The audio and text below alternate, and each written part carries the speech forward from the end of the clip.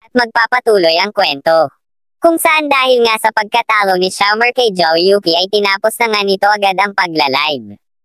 Habang nakatingin ang bida sa kanyang phone na may malademonyong ngiti, ay sa isip nga nito na wala nga raw kahihiyan si Xiaomer na magbenta ng ngiti at kontrolin siya. Habang nakatingin sa live ni Zhou Yuqi ay sa isip naman ng bida habang may nakakatakot na muka ay maraming nga raw na pera ang ginastos ng bida para kay Zhou Yuqi. Hindi nga raw sana siya nito biguin habang malilipat sa lalaking nagmamadali. Sumisigaw nga ito na ang bida nga raw ay gumastos na naman ng 10 million sa live. Ikinagulat nga na naman ito ng matanda na napasigaw na 10 million nga na naman daw ba. Sa isip pa nito na hindi nga raw kaya ay isang prinsipe ang ating bida. Habang makikita sa kwarto na naman ng mga live streamer. Gulat na gulat ngang nag-uusap ang mga live streamer, pinag-uusapan nga ng mga ito ang bida na gumastos na naman ng 10 million sa babaeng nagla-live na nagpapatugtog ng piano. Sinabi pa ng may dilaw na buhok na kung interesado nga raw ba ang bida sa music ngayon, dahil sa pag-akala nga nila na gusto ng ating bida ang music ngayon ay agad nilang pinakuha ang kanilang mga music instruments, na nagbabaka sakali na mapanood sila ng bida, habang lilipat ang eksena sa isang gusali. Kung saan makikita si Zhou Yuqi at ang kanyang kaibigan. Makikita ngang masayang-masaya ang kaibigan ni Zhou Yuqi dahil nga raw viral ngayon ang live ni Zhou Yuqi. Magiging sikat na nga raw si Zhou Yuqi sa internet, habang makikita nga na gulat din si Zhou Yuqi na viral siya, ngunit agad naman itong naging seryoso ang pagkuha nga raw ng atensyon sa mga lalaki sa internet ay hindi nga raw niya gusto, habang may seryosong mukha na nilinggan nito ang kanyang kaibigan. Ang mahalaga nga raw sa babae ay ang bumuo ng sariling career at syempre nga raw yun ay ang maging independent na babae. Habang sumagot lang naman ang kanyang kaibigan na okay na nga raw hindi na nga raw siya kailangan pa na pagsabihan ni Zhou Yuqi, habang may pangkukulit na galaw ay itinanong nga nito kay Zhou Yuqi kung kakilala nga raw ba nito ang lalaking nagpaulan sa kanya ng gifts, habang sumagot lang naman si Zhou Yuqi na hindi nga raw niya kilala kung ayaw nga raw maniwala ng kanyang kaibigan ay nasa kaibigan na niya iyon. Habang sumagot naman ang kaibigan nito, naiintindihan na nga raw niya wag na nga raw magalit si Zhou Yuqi, nagtataka nga lang daw siya. Nang makikitang hawak ni Zhou Yuqi ang kanyang phone, sinabi nga nito na maraming nga raw sinend ang lalaki na iyon na gift sa kanya. Magbibigay nga raw siya ng private message sa lalaki na iyon para magpasalamat. Makikita naman ang kanyang kaibigan na pinagmamasdan lang siya habang nakatingin kay Zhou Yuqi. Sa isip nga nito, sinabi nga raw ni Zhou Yuqi na hindi nito gusto ang atensyon ng mga lalaki sa internet, pero halata naman raw na gusto ito ni Zhou Yuqi. Nang maya-maya ay sumigaw nga ng pagkalakas-lakas si Zhou Yuqi, na labis na ikinagulat ng kanyang kaibigan. Nang nilinggan naman siya ng kanyang kaibigan habang parang natatakot na kung ano nga raw bang problema. Habang sumagot naman si Zhou Yuqi at pinakita ang kanyang phone sa kanyang kaibigan at sinabing kilala nga raw pala niya kung sino ang nag-send sa kanya ng maraming gifts. Nang nalaman na nga nila na ang bida pala ang nag-send sa kanila ng maraming gifts, ay agad naman na gumawa ng kwento si Zhou Yuqi sa ating bida. Ang bida nga raw ay anak ng isang businessman na laging nabubuhay sa karangyaan. Ngunit ang bida nga raw ay palaging low-key lang at gusto lang mamuhay ng parang ordinaryong tao na nakatatanggap nga raw ng elite education. Isang araw ay nagsawa na nga raw ang bida sa papuri ng mga tao at gusto na lang mabuhay ng malaya. Isang araw may nakilala siyang babae at niligawan ito at namuhay ng isang mapayapang buhay. Habang babalik sa kasalukuyan habang masaya na nagkukuwento si Zhou Yuqi, sigurado nga raw na ang bida nga iyon wala nga raw pagdududa. At sumagot naman ang kaibigan nito na halatang hindi naniniwala at sinabing marami nga lang raw na nabasa si Zhou Yuqi ng mga novels. Habang nagpatuloy lang si Zhou Yuqi sa pagsasalita nito. Ang bida nga raw ay sanay sa karangyaan, ang mamuhay nga raw ng parang ordinaryo ay sigurado nga raw na mahirap para sa ating bida. Habang nagsalita naman ang kanyang kaibigan na oras na nga raw para matulog. Sumagot naman si Zhou Yuqi na kailangan nga raw muna niya magpasalamat sa ating bida. Nang makikita naman ang isang cellphone na nag-ring, at makikita ang bida na kakatapos lang maligo ay napansin ang kanyang phone na nag-ring. At nang makita nga nito na nag-send sa kanya ng mensahe si Zhou Yuqi. Tinanong nga siya ni Zhou Yuqi kung may libreng oras nga raw ba ang ating bida. Sumagot naman ang bida sa paraan nga raw ng pagtatanong ni Zhao Yuki ay ibig nga raw bang sabihin na inaaya niya ang bida na lumabas. Libre nga raw ang bida anytime, sumagot naman si Zhao Yuki na kumain nga raw sila. Sinabi naman ng bida na gusto nga raw nito kumain ng crayfish. Sumagot naman si Zhao Yuki na magkita nga raw sila ng bida bukas ng 4 o'clock sa gate ng school. Habang nagpupunas ng buhok sa isip ng bida ay hindi nga man lang daw siya tinanong ni Zhao Yuki kung saan niya nakuha ang pera at inalok na nga lang daw siya agad na kumain. Ang hindi alam ng bida ay nagawa na pala siya ng kwento ni Zhao Yuki nang hindi niya alam habang kinabukasan sa school kung saan magkikita ang bida at si Zhao Yuki ay makikita ang bida na masayang nagmamaneho ng motor nang pumarada nga ang bida sa tabi ng magarang sasakyan. Nang tinanong naman ng may-ari ng sasakyan ang bida kung may hinihintay nga raw ito, sumagot naman ang bida na may hinihintay nga raw ba sila. Nagsalita naman ang matanda na andin nga raw siya para sunduin ang anak niya. Nang makikita si Zhao Yuki na palinggan-lingon na parang may hinahanap, nang tatawagan na ng bida ang pangalan ni Zhao Yuki ay hindi niya ito natuloy, dahil umipal na sa pagsasalita ang matanda na mukhang unggoy. Tumigil nga raw ang bida sa pagtingin, kailangan pa nga raw ng bida na magtrabaho ng mabuti, dahil kung hindi ang mga kasing ganda nga raw ni Zhao Yuki ay mapupunta lang sa kanilang mayayaman, habang makikita naman ang bida na naiinis na. Nang makikita naman si Zhao Yuki na mukhang nakita na ang hinahanap. Nang makikitang pagtingin nga nito sa bida, ay isang gwapong binata na mayroong napakagandang motor. Agad naman itong papalapit sa ating bida, sa isip nga nito na ang gwapo nga raw ng ating bida, habang nagsalita naman ang matanda na mukhang unggoy, kung kaya na nga raw ng bida mabili ang sasakyan niya. Hindi na nito natuloy ang sinasabi nito nang makitang umupo si Zhao Yuki sa motor ng bida. Gulat na gulat ang matanda sa nakita. Habang nagpatuloy ang bida sa pagtakbo na angkas-angkas nito si Zhao Yuki sa kanyang likod. Habang papalayo ay pinagmamasdan lang sila ng matanda na takang-taka, habang napaluhod na umiiyak ay sinabi nga nito na para saan pa nga raw ang pagkita ng malaking pera. Habang nakaangkas si Zhao Yuki ay makikitang kung ano-ano na naman ang iniisip nito, na nasa pangkasal ang kanilang mga suot habang nakasakay sa motor. Habang nag-i-imagine nga si Zhao Yuki na may mukhang nai-inlove ay natigilan ito nang makarating na sila sa restaurant, nang makikitang dumating na nga ang order nila. Makikita naman ang ating bida na bago kumain ay nilinis muna nito ang lamesa. Naikinamula ni Zhao Yuki, sa isip nito ay kahit nga raw nasa simpleng restaurant lang sila ay hindi pa rin napipigilan ng bida ang magandang asal nito. Talaga nga raw na noble ang bida, at makikita na inaabot sa kanya ng bida ang isang bagay. Habang nakangiti itong tatanggapin ni Zhao Yuki, sa isip nito ang paghawak nga raw ng bida sa mga gamit ay mapaghahalataan na ito ay lumaki sa maranyang pamilya. Pagtapos nga ay kumain na ang bida, habang kumakain ang ating bida ay hindi parent tapos sa pag-iisip si Zhao Yuki. Kahit nga raw isang noble ang ating bida ay dinala lang siya nito sa mumurahing restaurant, para hindi nga raw siya ma-pressure. Talaga nga raw gentleman ang bida, at ito na naman nga si Zhao Yuki sa pag-i-imagine makikita ang bida na parang prinsipe na kumakain, nang biglang tumaas ang favorability ni Zhao Yuki sa 10, habang nagtataka naman ang bida, tumaas nga raw yun pero wala pa nga raw siyang ginagawa, nang makikitang nagbabalat ng hipon si Zhao Yuki. Pagtapos nga itong balatan ay gusto pala niya itong isubo sa ating bida. Sinabi nga nito na hayaan nga raw siya ng bida na subuan siya, makikitang wala na lang masabi dito ang bida. Nang isusubo na ni Zhao Yuki ang hipon ay saktong pagdating nila Shutong at ng kanyang boyfriend. Nanlaki nga ang mata ni Shutong sa nakita, habang gulat na gulat sa isip nito ay totoo nga raw ba ang nakikita niya. Na pinapakain ni Zhao Yuki ang ating bida ng hipon. Unang araw ay si Shu Leilei, ngayon naman ay si Zhao Yuki, kakaibang araw ang ating bida. Nang agad naman itong nagsabi sa kanyang boyfriend. Marami na nga raw tao doon, kung pwede nga raw ay sa iba na lang sila kumain.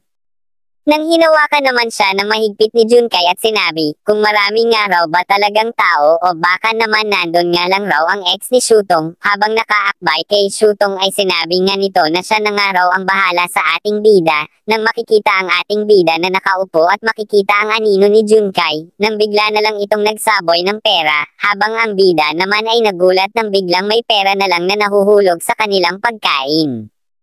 Habang nagsalita naman ang kumagyo na nga raw ang pera, umalis na nga raw ang bida sa upuan na yon. Makikitang napunta na nga ang pera sa pagkain ng bida. Habang parang may nagtataka na mukha ano nga raw ba ang binubulong ni Junkay, tingin nga raw ba nito ay astig siya sa ginagawa niya, habang hindi pa tumigil ang komag kung hindi pa nga raw sapat ay magdagdagdag pa siya, dahil sa ginagawa ng komag makikita naman si Zhao Yuki na nagagalit na parang gusto nang ihampas ang bag, nang makikitang nag-aapoy na nga ito sa galit, habang nagtataka ang bida kung nagagalit nga raw ba si Zhao Yuki dahil minaliit siya, bakit nga raw ba ito sobrang nagagalit.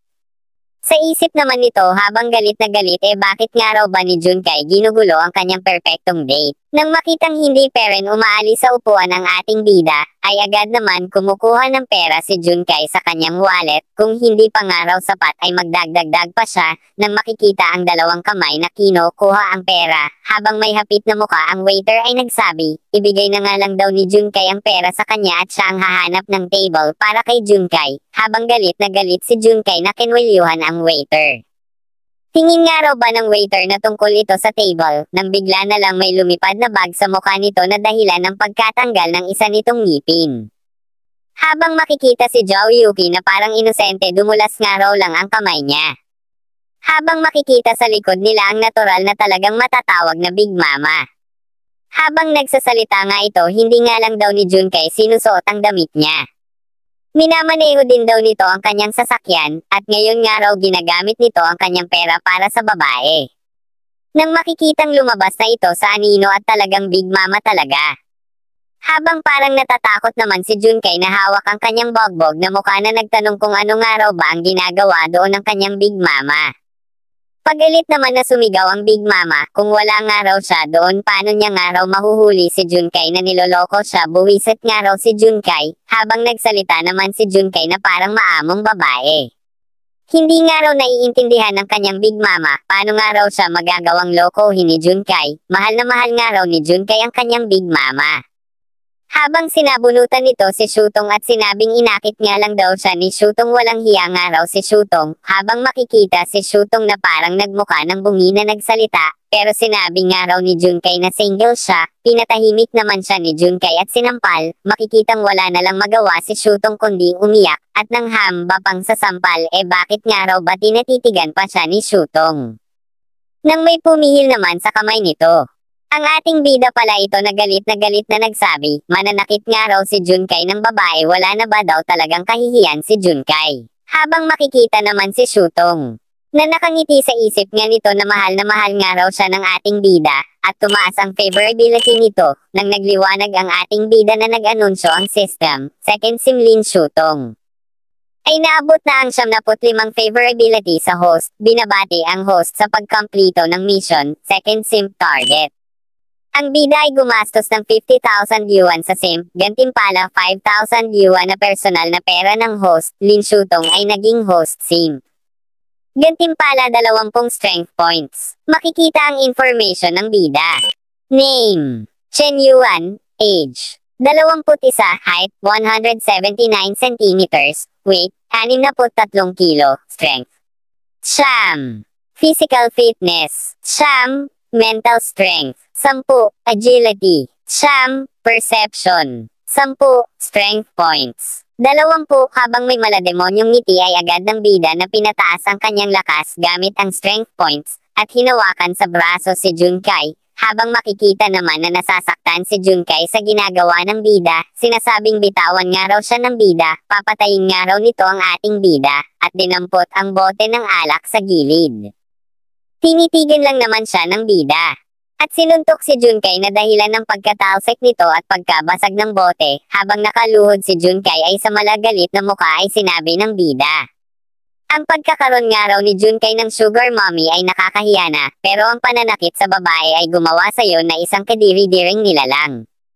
Tinitigan lang naman siya ni Junkay at bumunot ng patalim, sa may nag-aalalang mukha ay sumigaw nga si Zhao Yuki na mag-ingat ang bida, nang sasaksak na si Junkay, ay mabilis naman itong napigilan ng bida na hinawakan ang braso nito.